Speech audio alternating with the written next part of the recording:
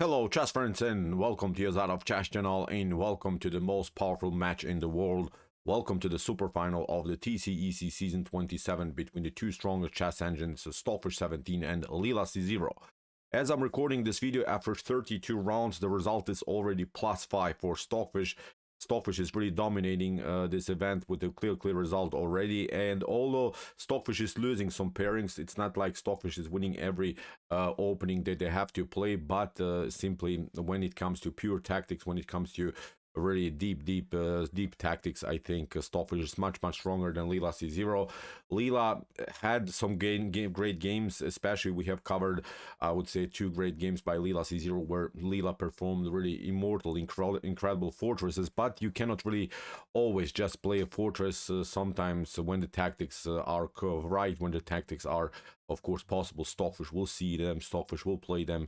So that's why Stockfish is in the lead, because of the better calculations, because of the more aggressive style in this open battle. So I've sorted out now an incredible game in which Stockfish played with the white pieces against Leela C0 in a crazy Averbakh system of the modern defense, in which we'll see a great open tactical battle all over the board. So put your seatbelts on and enjoy again in a crazy game between the two most powerful chess engines in the world. So with white, the fish opened with the move d4. Leela's response was g6, the modern defense, c4, bishop to g7. We have here normal development, and after a couple more moves, we have now the Averbakh system with the move knight to d7.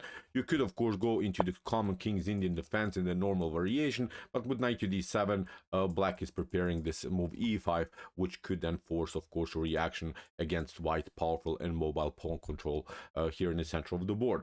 Stockfish plays normal development, and now comes this idea e5. Stockfish plays bishop to e2, we have c6, d5, and after knight to f6, Stockfish simply develops a Darshko bishop. We have now here in move 8 a couple of trades of pawns. After c takes d5, Stockfish also plays c takes d5. What should you do now from black's perspective? You could go maybe with this method with knight to g4, but it's still not so good, I would say. Bishop to g5, you're trying maybe f6, then we retreat, and when the maybe knight gets kicked away, white can continue simply the pressure with the move h4. Then even if black steps back, we simply push this pawn further till the end, and now even if black maybe tries to look this f5, which would be, I would say, the common King's Indian modern defense move, when you're trying of course to do something with the move f4, then you're trying maybe to attack somehow this position. This not working because white has a great attacking flow, black is simply on the defensive side, and of course white does have to castle into black's attack.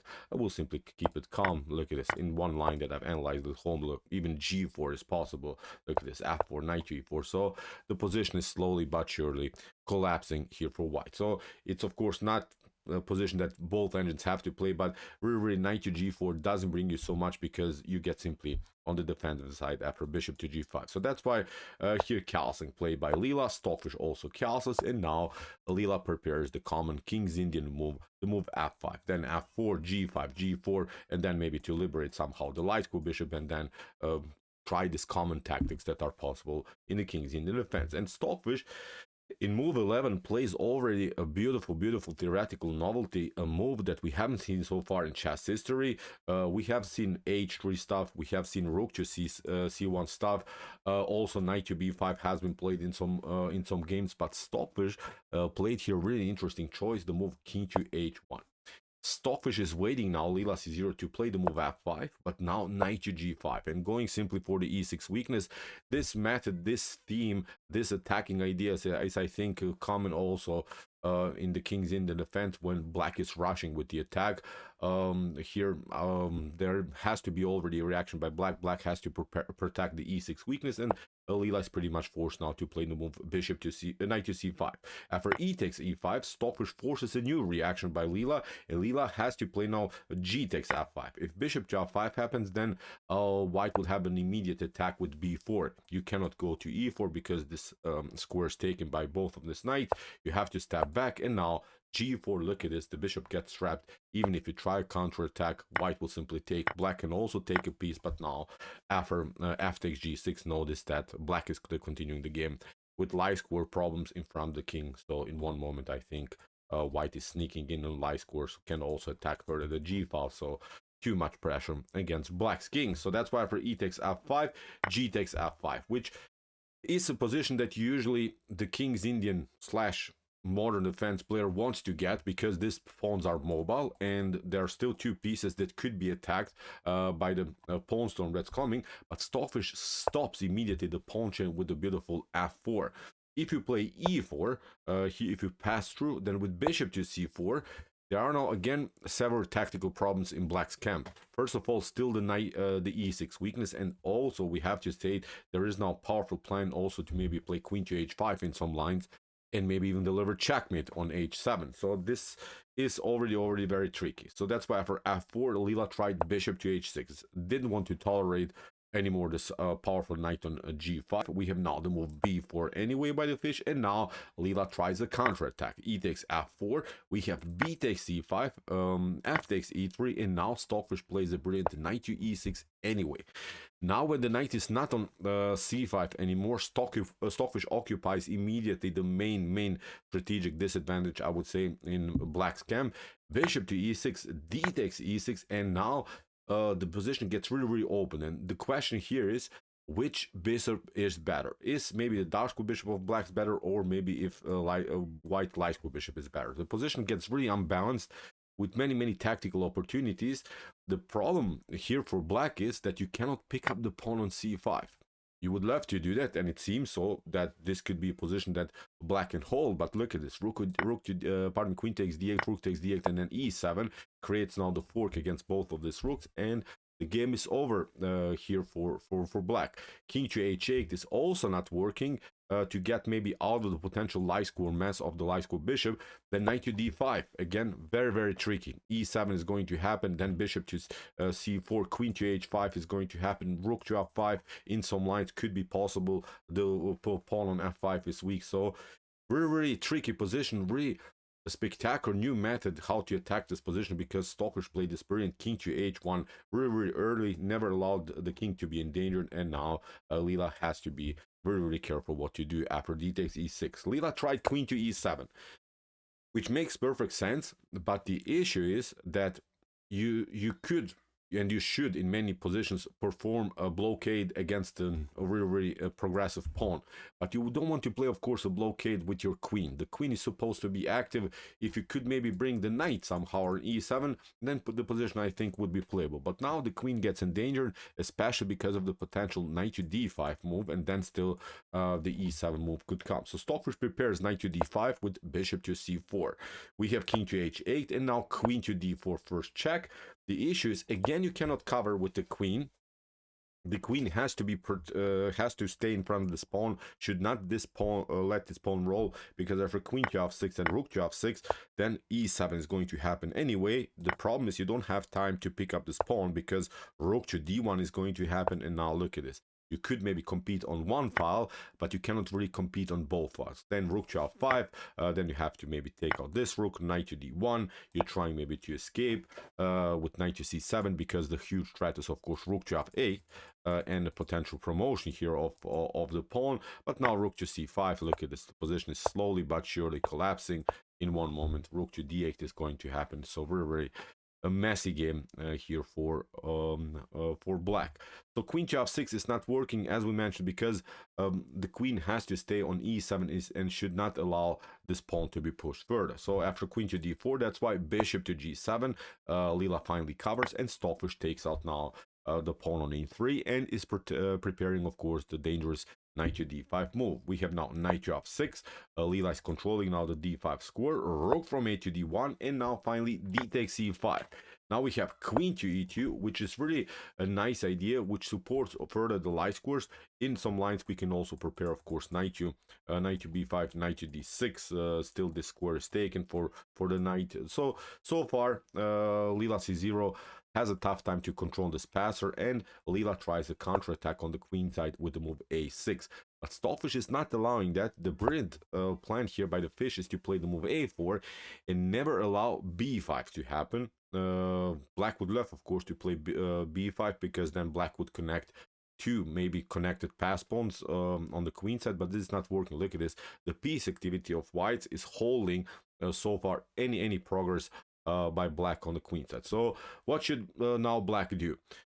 If you compete maybe on the d file, which makes again perfect sense, when you maybe start to play chess, many of your coaches will say just compete on any open files against your opponent's rook. But the common strategies, the common ideas, the common principles sometimes in AI chess are not working, because if rook takes d8 and rook takes d8 to rook to f5, again, this rook is coming in a great way into the game.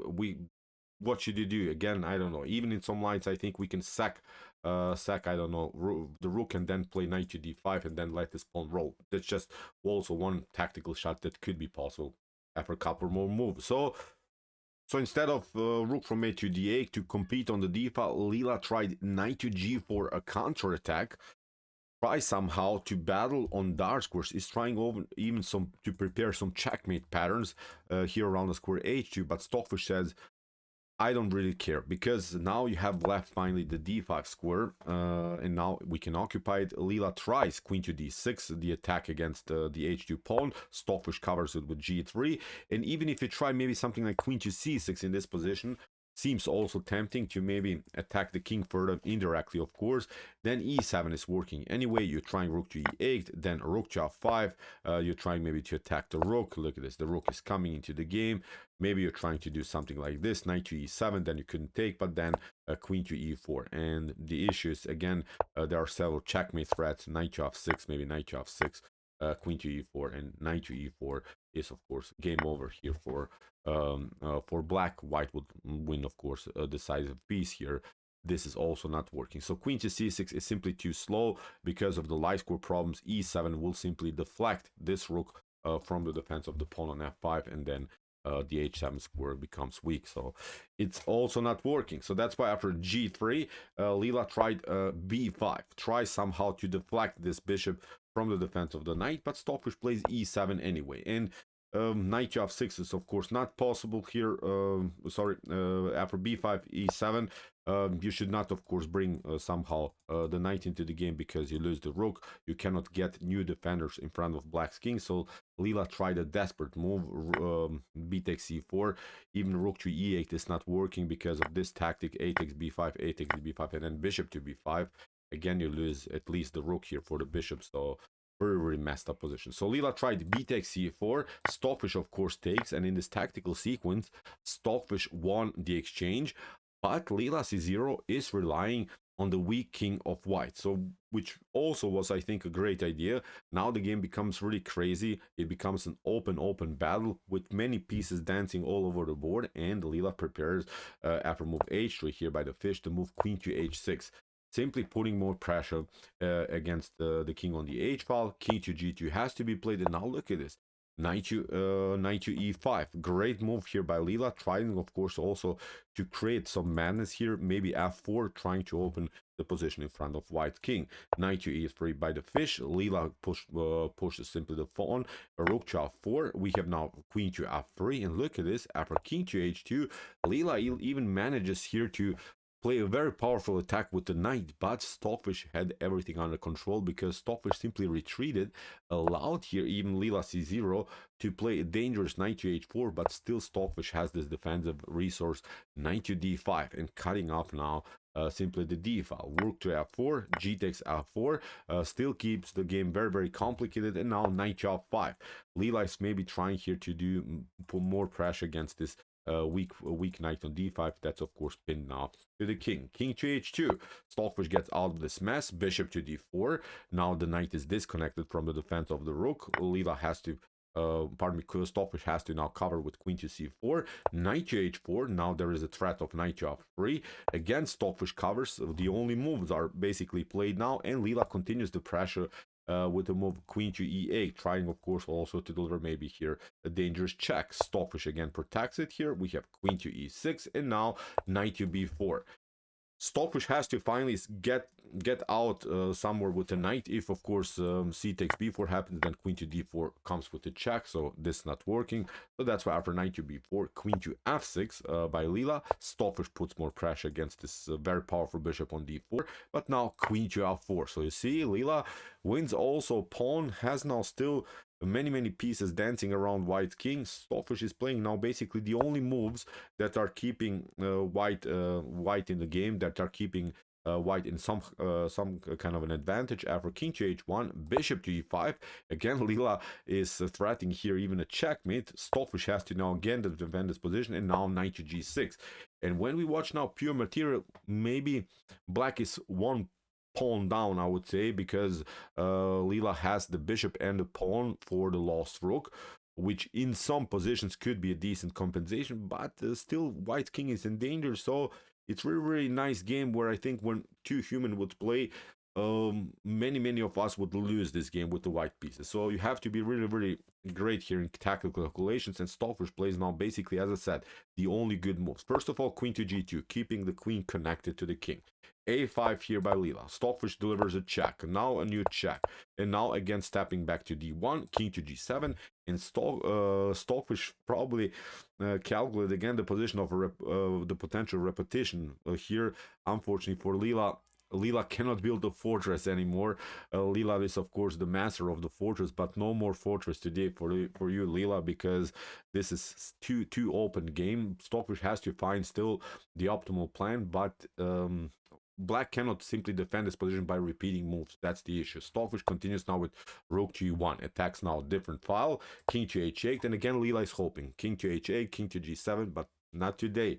So Stockfish continues with rook to e4, an attack against the queen, queen to f6, and now knight to e3. Slowly but surely, Stockfish improves now the activity of its pieces. Queen to b6, queen to g4, queen to b2, and now knight to f1, keeping now the knight connected to the h2 square. Leela is always threatening this dangerous checkmate on h2. Queen to a1, Stockfish connects now again the queen to the knight, but with this maneuver with the knight, Stockfish at least untangle its queen. Now the queen can play more actively, and also the rook can play more actively. Stockfish has still to be careful, but now at least with his maneuvers, white gained a couple of better active moves. So far, great activity here also by white pieces. King to g7. Now Stockfish activates the rook further. Bishop to f6. We have a check. Now again Stockfish covers the g file and wants to now play freely somewhere with the knight.